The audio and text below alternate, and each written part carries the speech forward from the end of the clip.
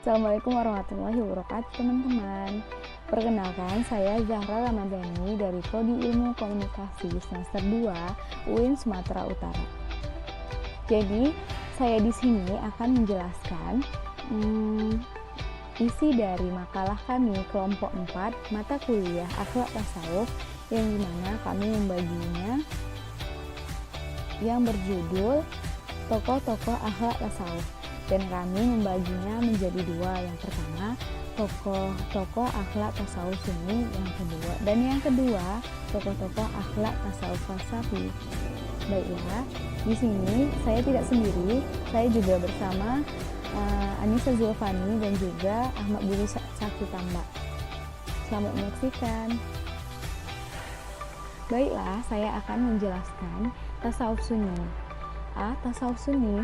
Pengertian tasawuf sunni adalah bentuk tasawuf yang para penganutnya memagari atau mendasari tasawuf mereka dengan Al-Quran dan Al-Sunnah, serta mengaitkan keadaan atau al-ahwal dan tingkatan atau makumah rohaniyah mereka kepada kedua sumber tersebut.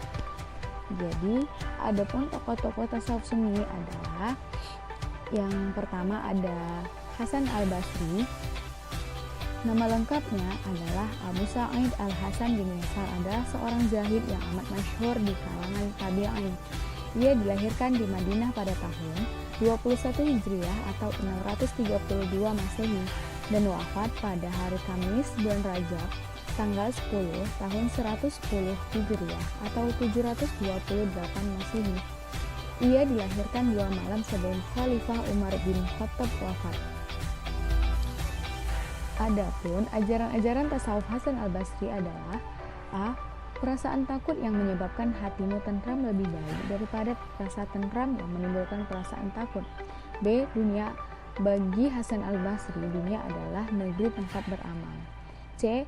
Tafakur membawa kita kepada kebaikan dan berusaha mengerjakannya.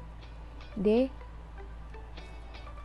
Dunia ini adalah seorang janda tua yang telah bungkuk dan beberapa kali ditinggalkan mati suaminya. E. Banyak duka cita di dunia memperteguh semangat amal soleh. F. Orang yang beriman senantiasa berduka cita pada pagi dan sore hari karena berada di antara dua perasaan takut. Yang pertama, takut mengenang dosa yang telah lampau, dan yang kedua, takut memikirkan ajal yang masih tinggal serta ahaya yang akan mengancam. G. Hendaklah setiap orang agar akan kematian yang senantiasa mengancamnya, akan kiamat yang akan menagih janjinya. Baiklah, kita masuk ke yang kedua. Tokoh yang kedua adalah Al-Muhasibi. Nama lengkapnya adalah Abu Abdullah Al-Haris ibnu Asad Al-Basri Al-Muhasibi. Lahir di Basrah pada tahun 165 Hijriah atau 781 Masehi dan wafat di Basrah pada tahun 243 Hijriah atau 850 Masehi. Ia adalah sufi dan ulama besar yang menguasai beberapa bidang ilmu seperti tasawuf, hadis, dan fikih. Ia figur sufi yang dikenal selalu menjaga dan mawas diri terhadap perbuatan dosa. Adapun ajaran tasawuf dari Al-Muhasibi antaranya adalah A. Ma'rifah, dan B.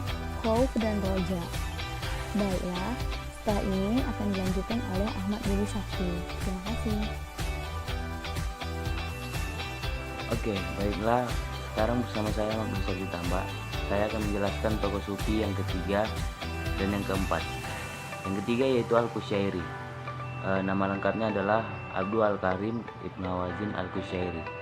Dia dilahirkan pada tahun 376 Hijriah di istiwa kawasan Naisapur, yaitu salah satu pusat ilmu pengetahuan pada masanya.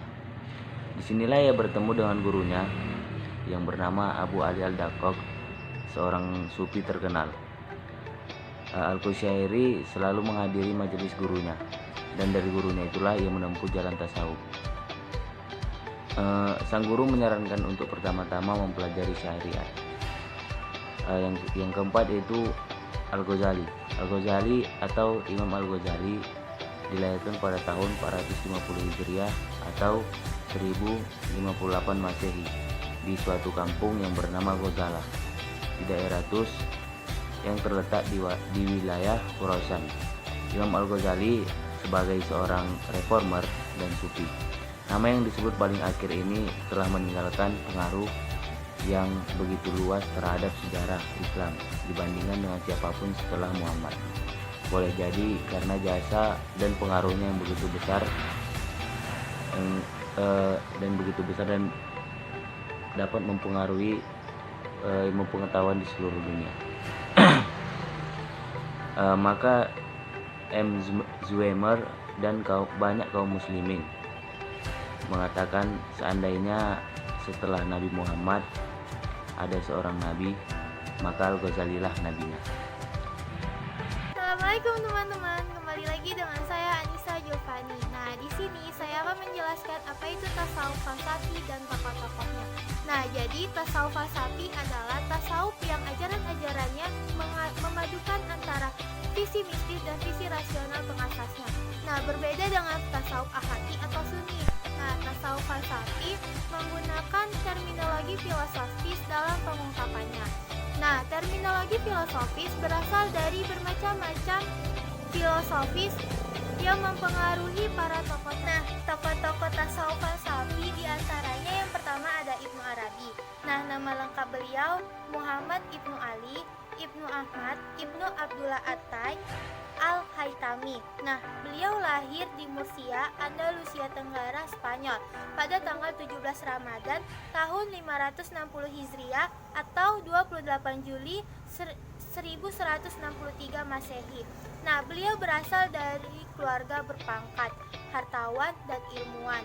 Pada tahun 620 Hijriah, beliau tinggal di Hijaz dan meninggal di sana pada tanggal 28 Rabiul Akhir 638 Hijriah atau 16 November 1240 Masehi. Nah, ajaran-ajaran tasawuf Ibnu Arabi diantaranya yang pertama ada Wahdu al-Wujud atau kesatuan wujud, yang kedua ada Hakikat Muhammadiyah, dan yang terakhir itu ada Wahdu al-Adiyan atau kesatuan agama. Nah, ada tokoh yang kedua yaitu Abdul Karim Al-Jili. Nah, nama lengkap beliau yaitu Abdul Karim Ibnu Ibrahim Al-Jili. Nah, beliau lahir pada tahun 767 Hijriah atau 1365 Masehi di Zilan atau Gilan, sebuah provinsi di sebelah selatan Kaspia, dan beliau wafat pada tahun 805 Hijriah atau 1417 Masehi, atau riwayat lain tahun 1403 Masehi. Nah, beliau adalah seorang sufi terkenal dari Baghdad. Riwayat hidupnya tidak banyak diketahui oleh para ahli sejarah. Nah, tetapi sebuah sumber mengatakan bahwa ia pernah melakukan perjalanan ke India pada tahun 1387 Masehi. Nah, kemudian belajar tasawuf di bawah bimbingan Abdul Qadir Al-Jailani, seorang pendiri dan pemimpin tarekat Qadiriyah yang sangat terkenal. Nah, ajaran-ajaran Abdul Karim Al-Jili yaitu yang pertama ada insan kamil atau manusia sempurna, dan yang terakhir yaitu ada makomat atau martabat. Nah, yang tokoh ketiga ada Ibnu Sabi'in.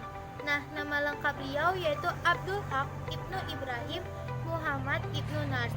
Nah, dia seorang sufi juga, filosof dari Andalusia. Ia dipanggil Ibnu Sabi'in dan digelari Kubudin. Nah, terkadang ia dikenal pula dengan Abu Muhammad dan mempunyai usul-usul Arab, dan dilahirkan pada tahun 614 Hijriah atau 1217 atau 1218 Masehi di kawasan Murcia.